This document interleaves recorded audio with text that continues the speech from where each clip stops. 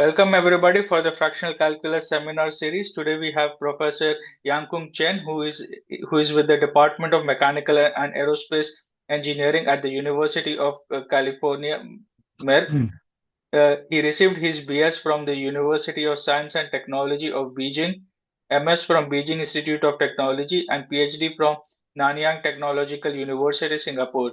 His research interests include smart mechatronics for sustainability, smart control engineering via digital twins, small multi-UAV based cooperative multispectral remote sensing, applied fractional calculus in uh, system controls, modeling, signal processing, and machine learning, distributed measurements and control of distributed parameter systems with a mobile actuator and sensor networks. He has authored many papers, editorials, patents, research monographs, and textbooks. His Google Scholar Edge Index is 107, total citations equals 61,256. His latest books with CRC Press are Fractional Calculus for Skeptics. We're very happy to have you here, Professor. You may please begin your talk. Thank you very much. Thank you very much. So I'm very glad to share some of our work on connection between machine learning and fractional calculus. So first of all, let me thank Pavan and also Arran and your team, your colleagues, for the great effort, very sustaining and very fruitful and documented on the YouTube. It's great. Thank you for all the efforts, the service to the community. I want to also thank non-traditionally that I have two research assistants, ChatGPT 5 and Gemini 3. They are paid research assistants. Sometimes are research associates, sometimes research fellows. I use them on a daily basis, basically. I find out we should start to acknowledge the help we got from ChatGPT and Gemini, or those large language models. This is a joint work with Mohammed, Professor Marcia, and Professor West. In the past, maybe a few years, but the work specifically here is in the recent 1.5 years. Thank you all for attending my talk, and especially thank Francesca Menardi. Thank you very much. Let me start. First, by sharing, I asked a question last night when I preparing the slides. I asked Gemini, I didn't use ChatGPT. So is machine learning and fractional calculus connected? The answer is yes. In fact, there are quite long answer because you can see I'm a pro user. I think if you have an edu.edu email address, you can get 1 year free subscription. So I just signed up recently as a paid member. So I find out the answer quality is pretty high. Yeah.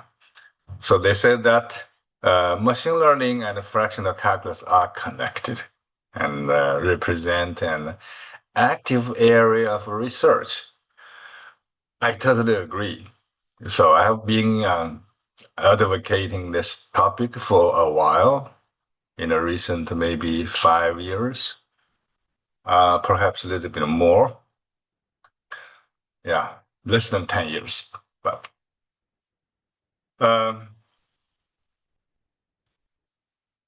so here's my outline of today's presentation. The first is talking about physics-informed machine learning.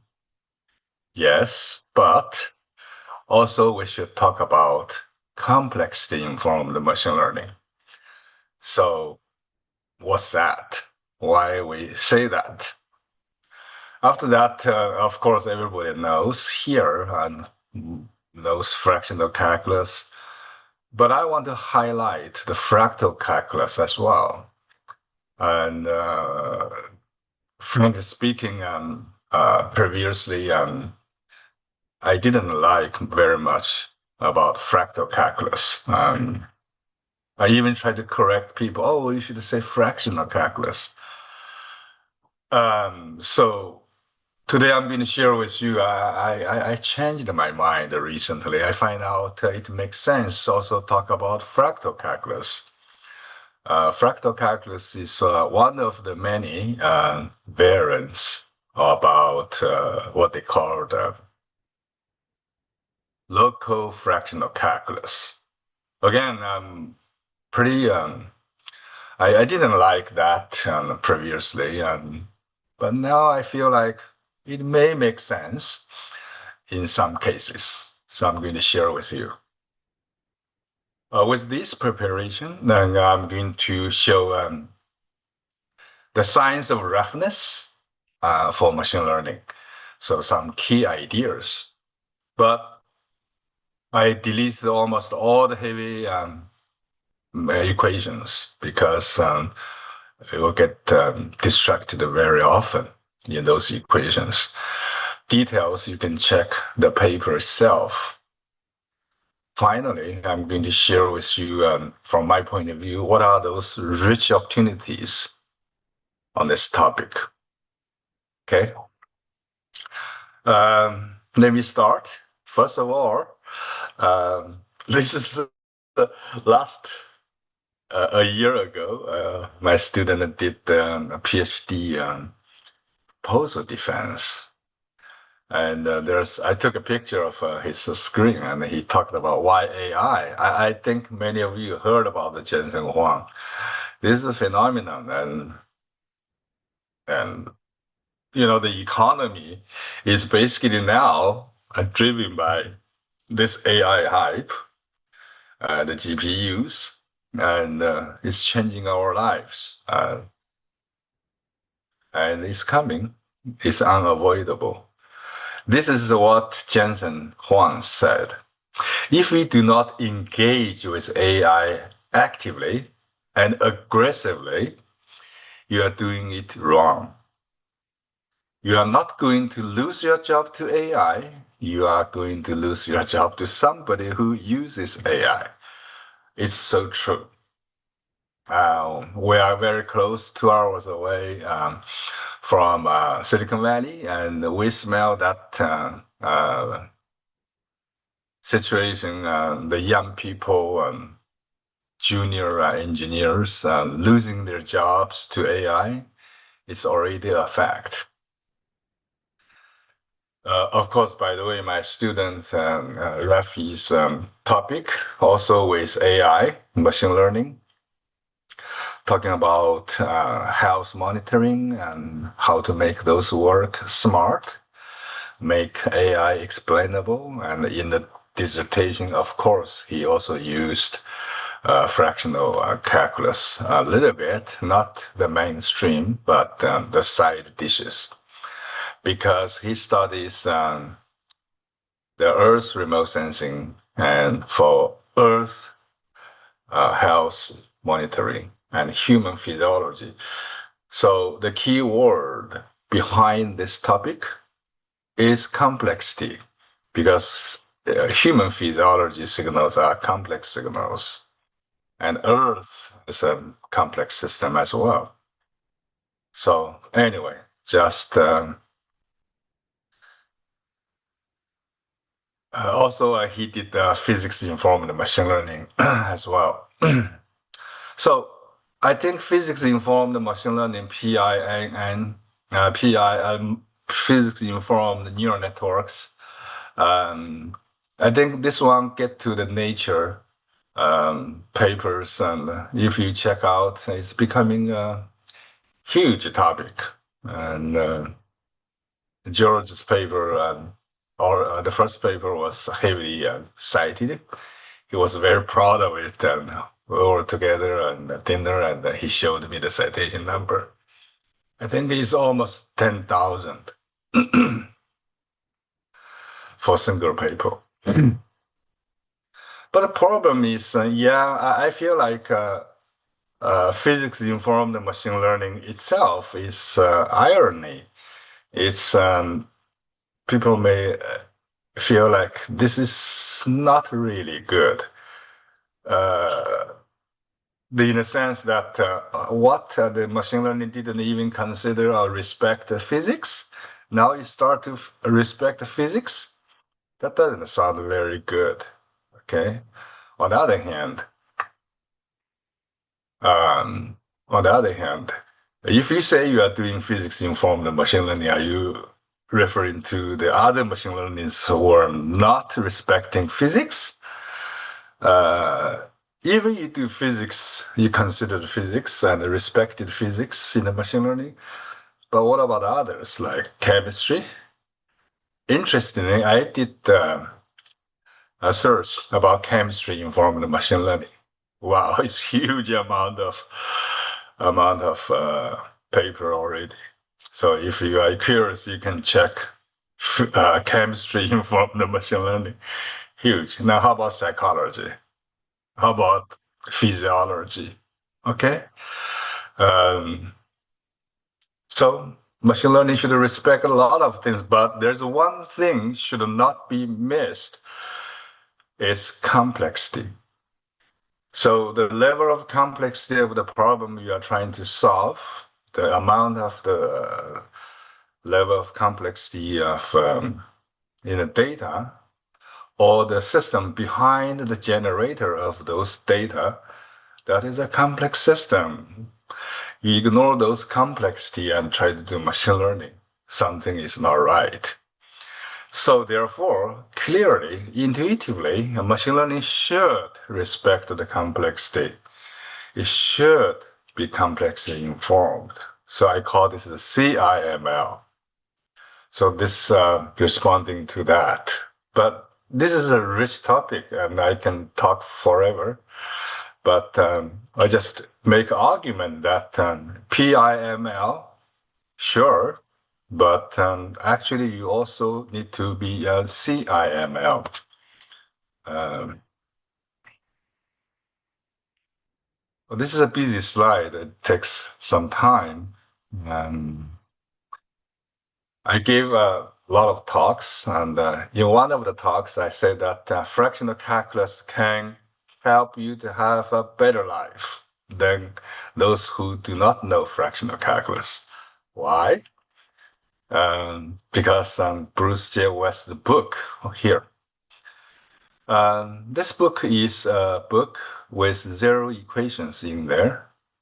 Just argue that the mathematical foundation for us to understand the complex words is fractional calculus way of thinking. And so that we understand the uncertainty, inequality, and unfairness are the inherent attributes from the complex words. Therefore, we need to learn how to live with this. Therefore, you can have a better life. So I'm just trying to justify that. The busy slide shows that we have a cognitive lens. It's called inverse power law. This lens, such that when we see the complex system or complex phenomenon, complex behaviors from the real world, then we find out at the microscopic level, usually we find out some scale-free properties, some heavy tailness, some low linear dependence, and low memory. All these just the different names of saying the property of algebraic tail behavior is known as inverse power law. So the algebraic tail, we are going to refer to this picture again and again. One of them is exponential decay. This is exponential decay. This is algebraic decay. Is Mehta decay. But asymptotically is this inverse power law. There are something in between that's called stretched exponential decay. Of course, here decay can be referred to relaxation over time, or in other contexts like PDF, probability density function, or from the ACF, autocorrelation structure, and so on and so forth. So this is the cognitive lens we are using today by most of the people using inverse power law, but they don't call inverse power law. They just use different names like scale-free, long-range dependence, long memory, or simply called complex. But actually, we should regard those complex systems, the complex behaviors, regarded as fractional order dynamic systems. And inverse power law should be read as Mehta law or fractional calculus-based models to describe, capture this inverse power law. What I'm trying to say is there is an inherent triangle here is called complexity inverse power law and fractional calculus triangle. They imply each other. In other words, previously people asked me a question about, oh yeah, complex system is not well defined. What do you mean complex? When you start to call a system complex system, the answer is when you see power law. Okay, power law is corresponding to it's asymptotic Mehta-Leffler, so it's corresponding to fractional calculus. So everybody here knows that. So inverse power law to fractional calculus. Inverse power law complexity. I said that inverse power law is the signature of complexity. Complexity and fractional calculus. Of course, I don't have to explain that. Bruce J. West wrote many books, try to tell people that to have a better understanding of complex systems, you got to use fractional calculus. This is a 2016 book on fractional calculus view of complexity, Tomorrow's Science. The book title already says fractional calculus is the way for us to better understand our complexity. And using this point of view to study complex problems, then you are studying tomorrow's science. But it's definitely sure you can stick with integer calculus. That means you are studying today's science and yesterday's science, but not tomorrow's science. So let me summarize. Triangle relationship and complexity and fractional calculus.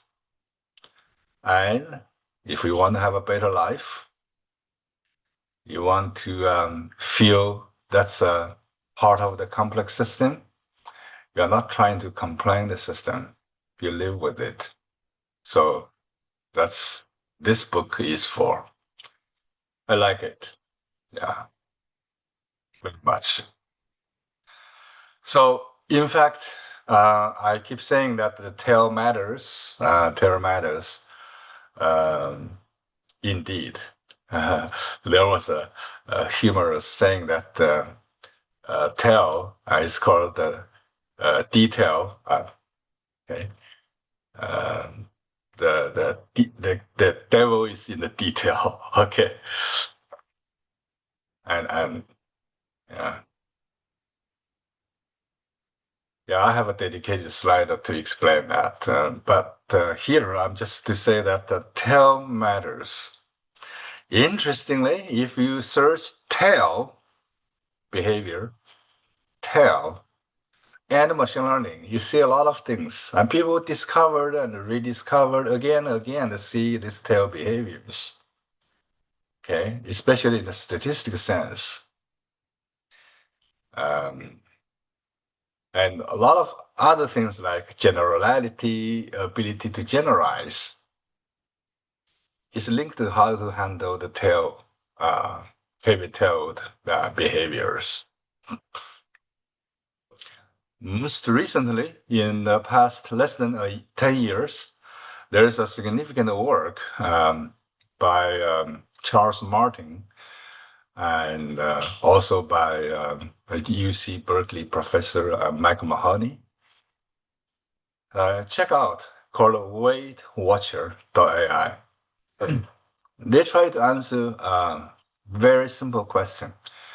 You are training a very deep neural network, and how do I know it's like cooking, right? How do I know I should stop cooking is well done or is good enough with enough generality? The answer is very simple. So they discover that if you do a deep neural network and pull out the weights, do SVD and try to rank all these singular values and plot these singular values and start to check the shape. If the shape, the singular value is from this kind of called empirical spectral density, then you check out the spectrum, empirical spectrum, and check out if you see some sort of heavy-tailed ESD, that means it's well cooked, okay? And this can be quantified. So the others just means that you need to continue to train. So that kind of tail behavior using the weight watcher framework, they have codes and very interesting papers and a series of papers to promote this idea. If you go to traditional medicine and the doctor will check your pulse, see the vitals of yourself, and sometimes you can infer from the pulse checking, will know the health check, basically. But how to do the pulse checking for the deep neural networks? I think this diagnostics is a great tool. Everybody should take a serious look. Here I'm going to say that this is a typical use of tail behavior information for machine learning. Okay. So this is already, in certain sense, is already talking the same language I'm trying to use here. We already have some initial contact here. So I hope you agree with me that complex informed machine learning makes sense. But let me say something here. Weight watcher is just watch. It's like a pulse checking. It's just like monitoring. So it's not even informed about the learning process. If you are using this tail information back into the learning process, that will be called tail index informed machine learning. Okay. So we need something not only just diagnostic by watching, by monitoring, we also need to take actions in the machine learning. So when you take actions, it's called informed. So it's complexly informed machine learning. As I said that algebraic tail index is IPL, inverse power law, is already an indicator or signature of complexity. So the tail index informed or even matched how you best use of that tail index information in machine learning is the way to go. Okay, it's the way to go. A few years back, about 5 years ago, we started to work on the big data. I try to tell in my seminars to say, oh, big data, machine learning must meet fractional calculus. So this title was finalized by Bruce. He said Intel. I like that Intel. Um, if you don't have a fractional dynamics, that means there's no inverse power law. If it's a new inverse power law, then your big data is not from a complex system. If it is not from, if data, although a big volume, but it's from simple system, then it doesn't deserve careful study, right? It's from simple system. So it must be from complex system. I think the logic is very clear here, okay? There is a special issue on fractional calculus and the future of science. I like this special issue as well. So, as I told you that heavy tailness is inverse power law. Heavy tailness is fraction order statistics. Heavy tails behind it is fractional calculus. Probably I have slides to tell that. In 2023, I saw that they're having meetings talking about all the heavy tail behaviors in the machine learning. They observed in 2024, they have a dedicated meeting there. I have checked all of the work. Nobody explicitly said fractional calculus here. And the beneficial use of heavy tailness in machine learning also is observed. So therefore, fractional calculus can really serve machine learning in a much better way than many people expect. So just for your information, I checked that there's a new 2025 edition. A little bit disappointing. You should have a regular event on that. So the tail. I told you that the tail behavior is important. The tail, algebraic tail, is an indicator and it's a signature of complexity. However, the tail, there are many different senses, okay, like relaxation, spectral sense, statistic sense.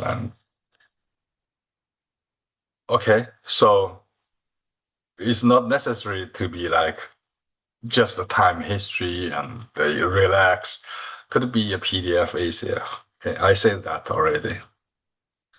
And now I use one slide to tell people why you should look fractional calculus. So I say, oh yeah, you can have a better way to understand complex systems. You have a better way to process complex signals. You have a better way to control complex systems.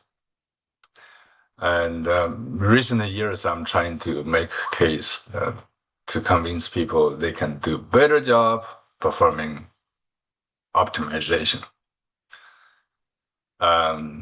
Also, I gave a dedicated talk. You can do much better in terms of creativity.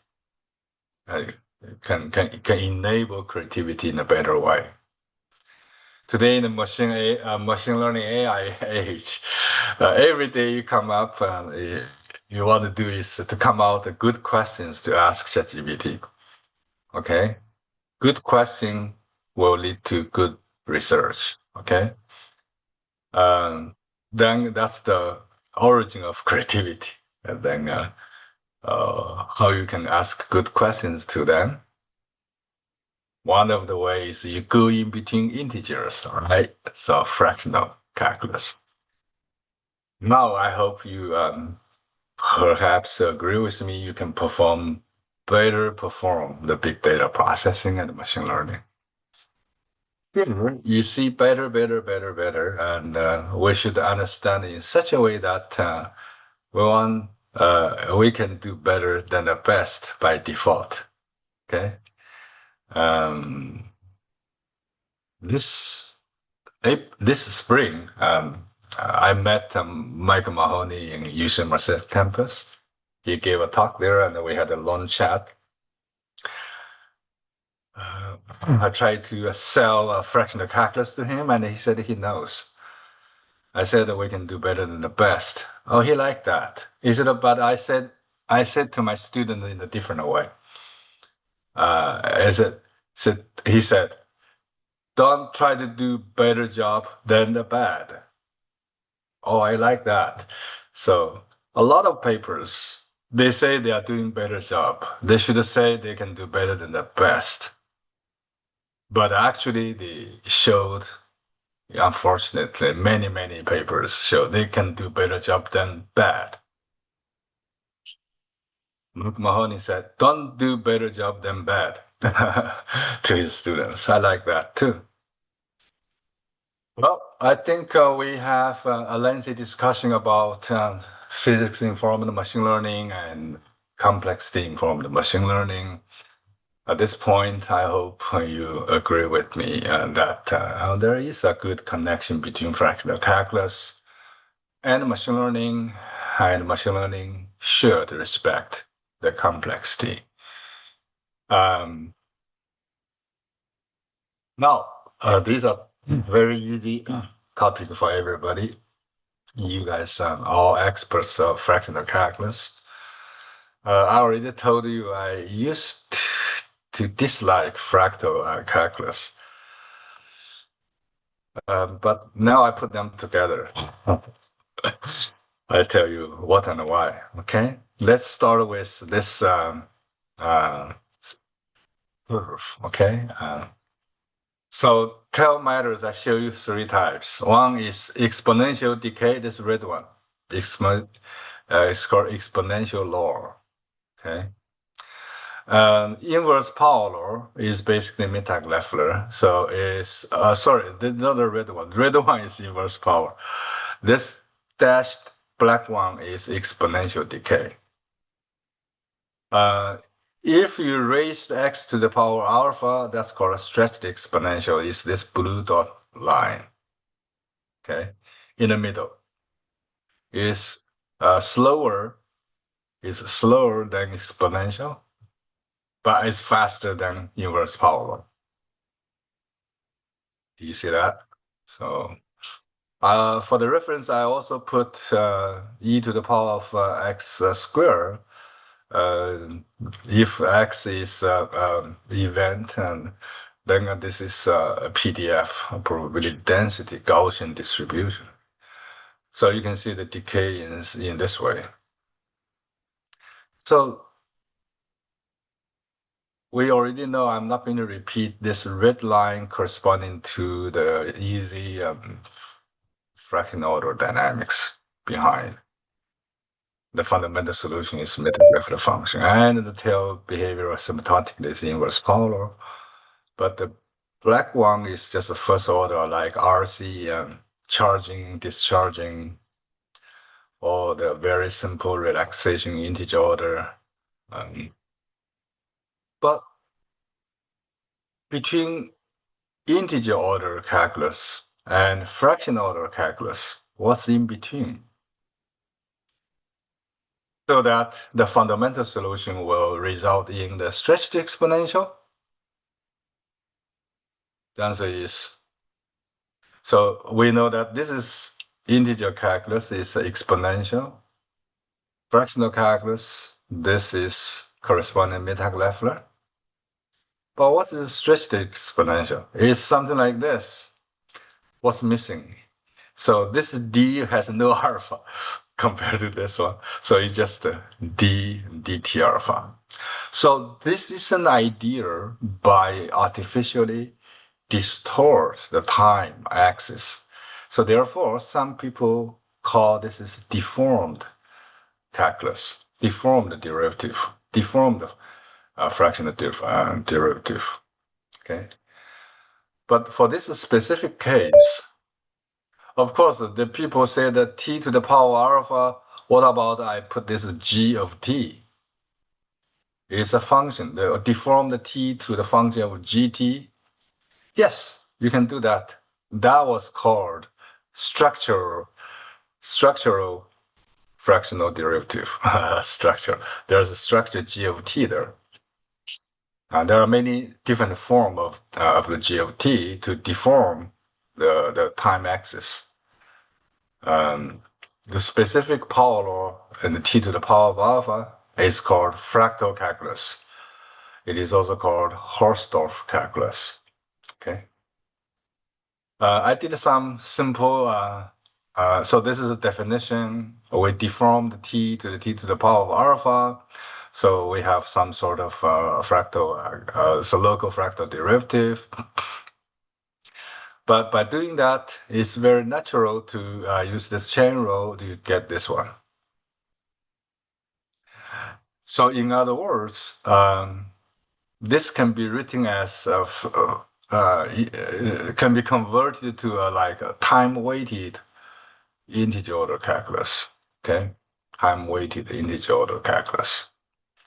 If we use this into a relaxation equation, it's called fractal order relaxation equation, we end up with this thing. Okay, it's the integer order, time varying. Fortunately, we can solve this one easily, and we end up with this. Then we can get f is the stretched exponential coming out here. So then in the end, we get this stretched exponential here. Okay.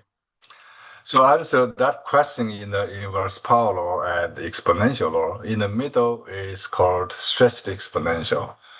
This stretched exponential behind this one is this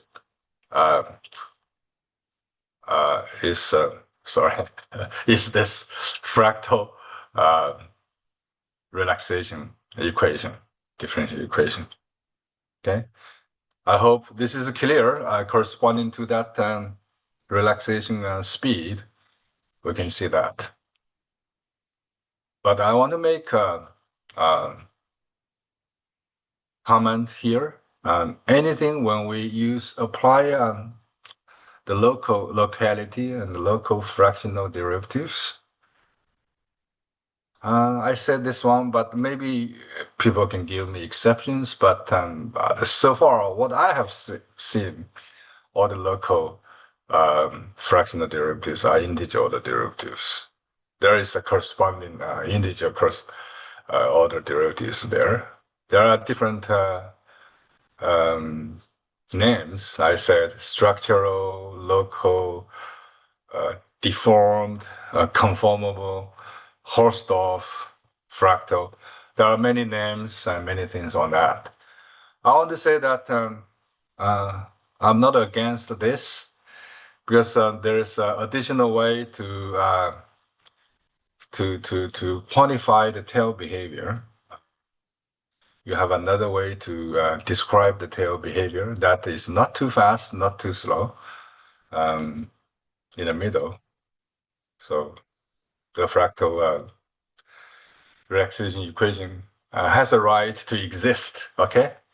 But probably we should differentiate with fractional calculus a little bit. Be careful. Okay, that's lots of people got confusion from this.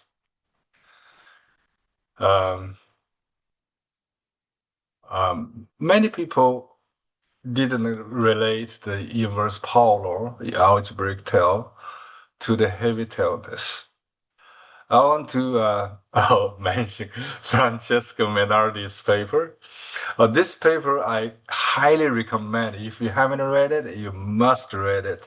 And when you read it, when you read many papers, then you are going to sense there are some fingerprints of Francesco Menardi's style of writing. It's so patient, so clear, so logic, and it's very accessible to everybody. When you read the style, you know that's from Menardi's style. Okay, the writing is great. So this paper says that stable distribution and fractional calculus are basically connected intimately, and either time fractional or spatial fractional, there's a connection about uh, the PDF of the stable distribution is the solution of this fractional order PDEs. Of course, it's like a green function, okay? So this animation is from John Nolan, the website. The evolution is clear that the Gaussian distribution is a very special case.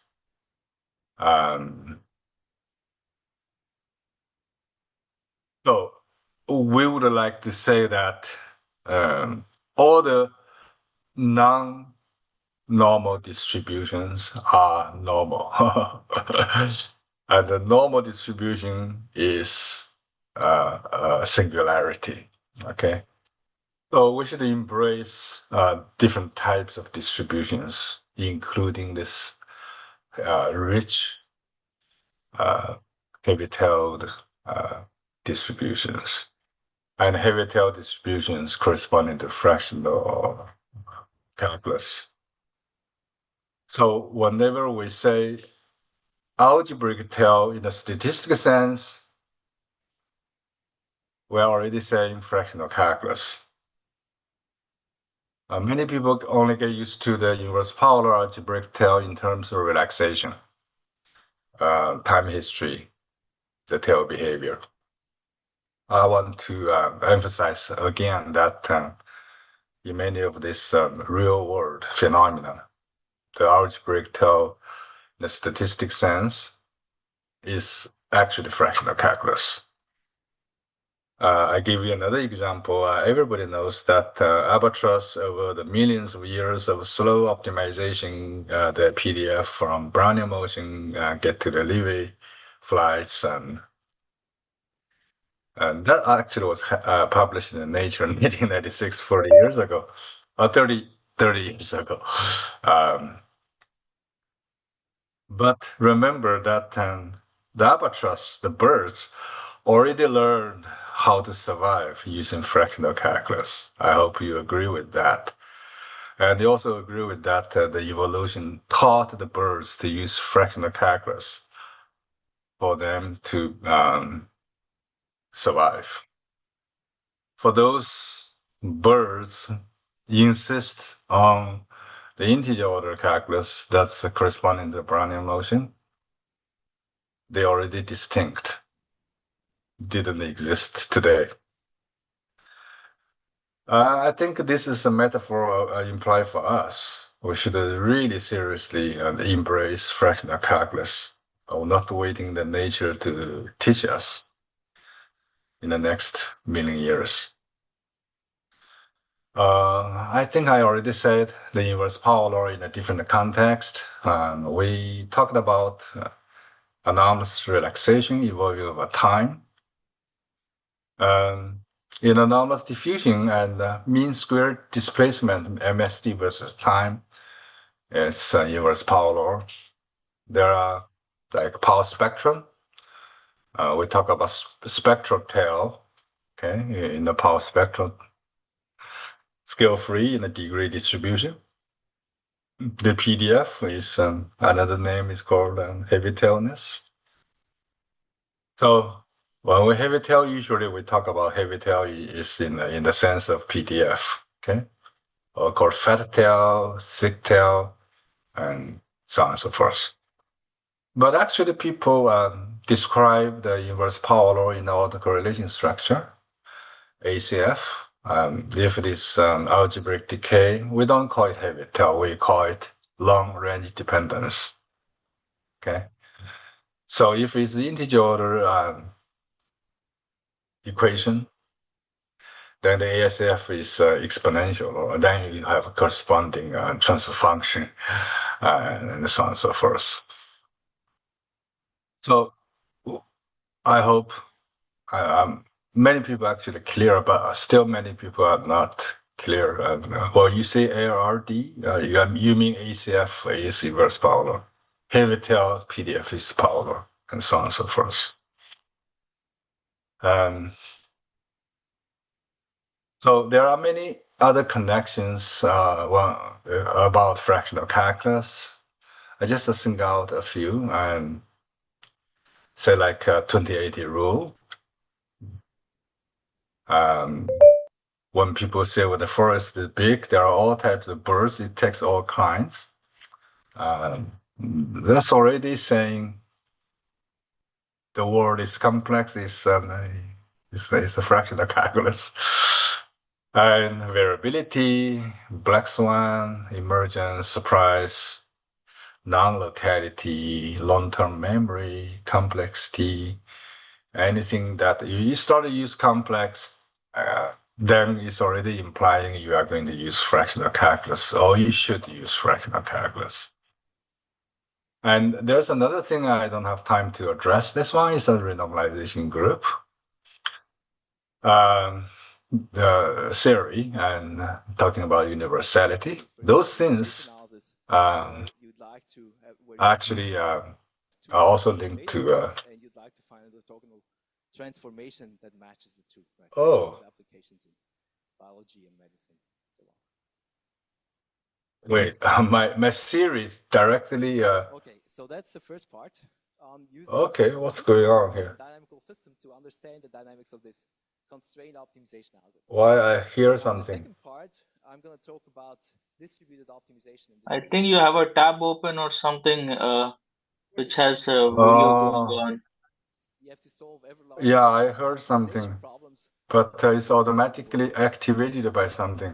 And the way in machine learning it's here. Done is with the following approach. Let me remove this one. So, yeah, I'm so sorry for the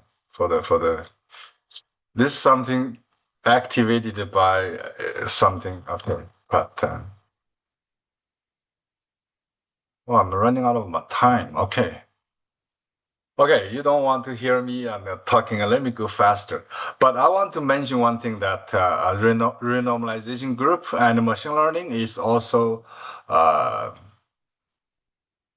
intimately connected. There is a dedicated conference on the RG and machine learning because the deep learning for layers of layers of layers of hidden layers is considered as a renormalization process. But I don't have time today. So I tried to last year. I gave applied fractional calculus in big data and machine learning. It's a 4 hours program.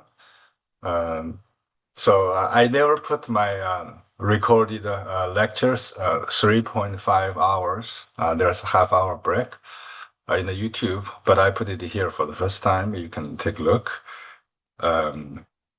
This year, 2025, in Algiers, I'm going to do the second edition of this tutorial for another 4 hours. If you are there, we can meet and chat in a more detailed, more technical depths. But today, I only can just share some of the basic concepts and basic evidence. In the next 10 minutes, I'm going to share with you the science of roughness for machine learning and rich opportunities. So let me go a little bit faster. So this is from Nobel Prize announcement website talking about memories are stored in a landscape and so that you do supervised learning. You are going to see that the J becomes the J, and eventually you see the pattern. You can do classification. Then you say you learn. But you know that this optimization process basically is a journey through the very irregular landscapes. So I hope you recognize two things here. Machine learning, it matters about landscape. And the landscape is rough. Okay? So you cannot ignore the roughness of this journey. If you want to do good optimization, find out the true optimal here. So let's take a look at a very simple video I took. There is a website called lostlandscape.com.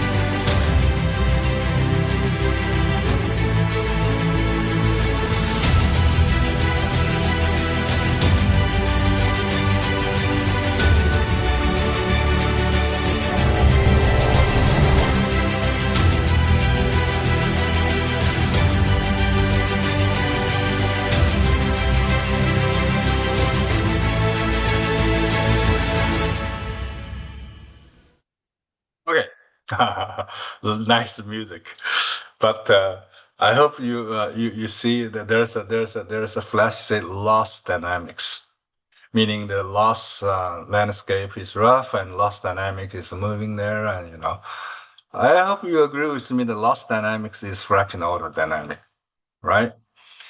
So it's clear. So everything we see in the machine learning is rough, not smooth. We see a lot of fractal and multifractionality. And we see randomness, like stochastic gradient descent. We see the path dependent, depending on where you're from and where you go. This path dependent is memory, long range dependence. So integer order gradient in those bumping landscape does not make good sense.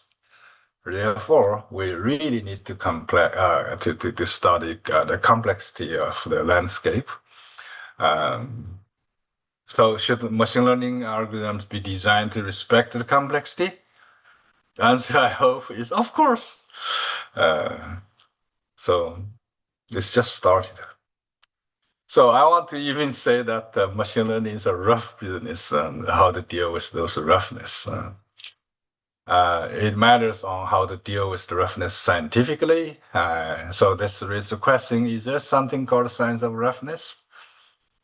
The story goes back to Mandelbrot.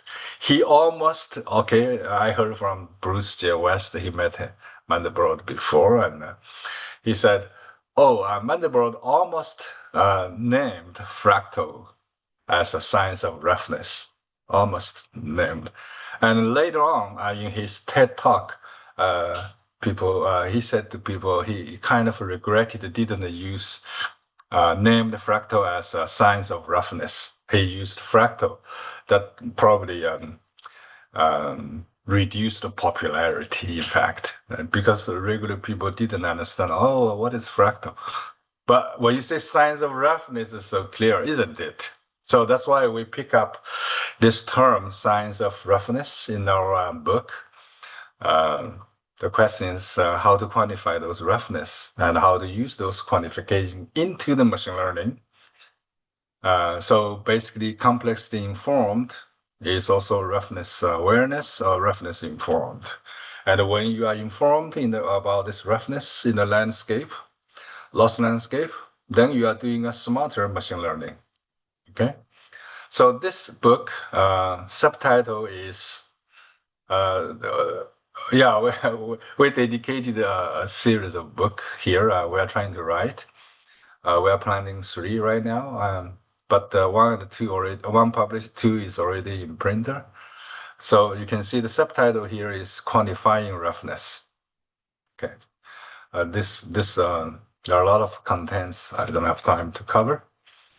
But in a nutshell, the roughness, people will say, in what sense? A lot of people even just say, roughness, you have surface roughness, is the geometric sense or static sense. But what if you have a manifold dynamics model sense? Yes, we have the model roughness. is somehow linked to the sensitivity and the feature information matrix based or some equivalent dimension based.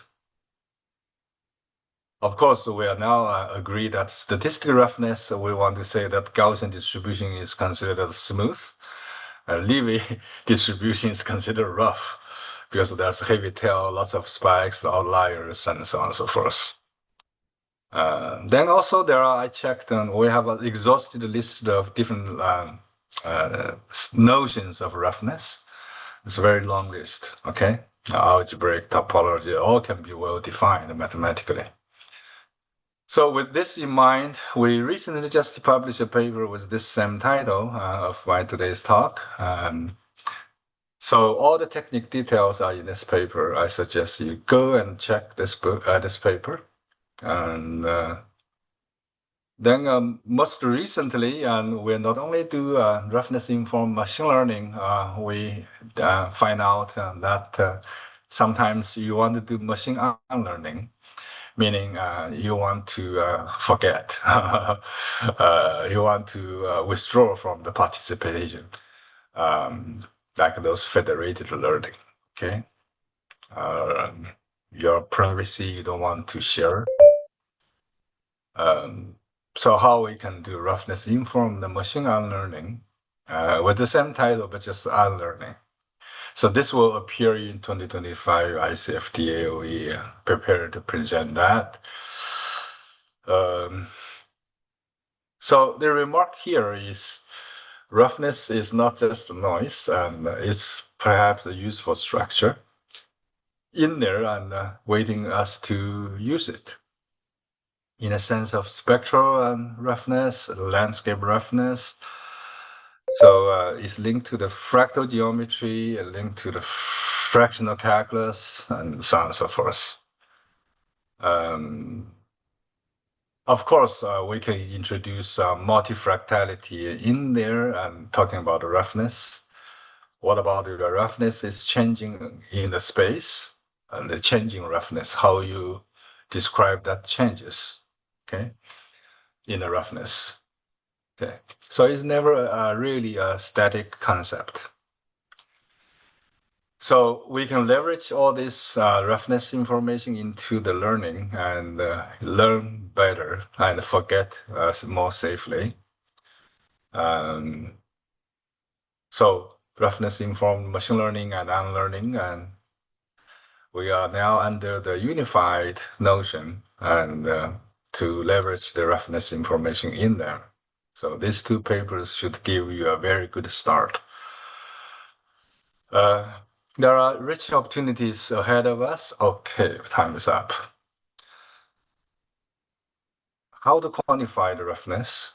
And all these quantification methods are all useful in the machine learning. There are a lot of, especially when you talk about define how smart is your machine learning system. So that's smartness quantification. I have a dedicated talk about smart machine learning. What do we mean? How to quantify?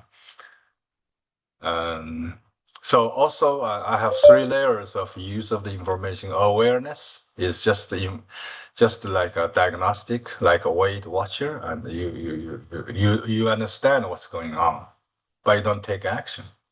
So the layer one is awareness of roughness. Layer two is informed. Layer three is matched. How you best use of this roughness information so that they're matched. So this is actually linked to Bruce J. West's new work on complexity matching principle. So in our nature, we have so many complexity matching principle there. So again, I have another one talking about different ways to use fractional calculus into gradient descent. It ends up like 15 different ways to generalize. This again is in the ICFDA presentation. If you want more information, I can share with you. We also had the summer workshop in here. And yeah, I told you I gave a talk about smart machine learning in this event.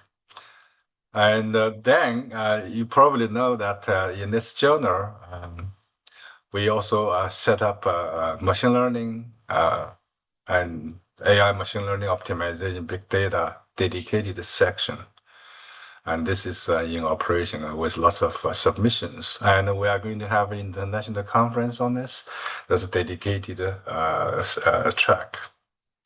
So please consider to join. Okay.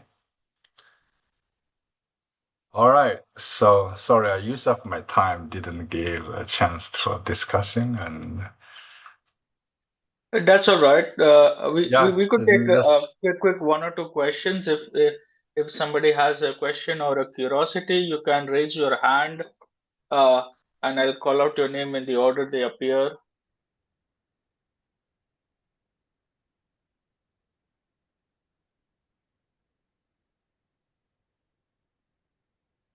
Hmm. I don't see any raised hand, but still somebody has a question or a comment. You can unmute your Oh, mic. Professor Zhang. Sorry, I'm using your time. I'm No, no, sorry. that's totally fine. I really enjoy the talk. I have a simple question. It's like the for the you mentioned about the fractional calculus and the fractal calculus. So is Mhm. that a fractal still considered as non-local, like the or No, it's no, no. become Fractal is local. local? I see. Yeah. Local, it means integer calculus. I see, but it still have like a kind of tail behavior. Yes, it's heavier than exponential tail, I see. So can I lighter than the understand it? inverse power law. Yeah. Oh, I see. Stretched exponential. Yeah. So in that case, it's kind of between of integer and the power law. Yes. I Yeah. see. Yeah. So I'm trying to say that it has a reason. It has a right to exist. That's Okay. right. Thank you. All right. Thank you for the question. Yeah. All right. If there are no further questions, this is a good point to stop here.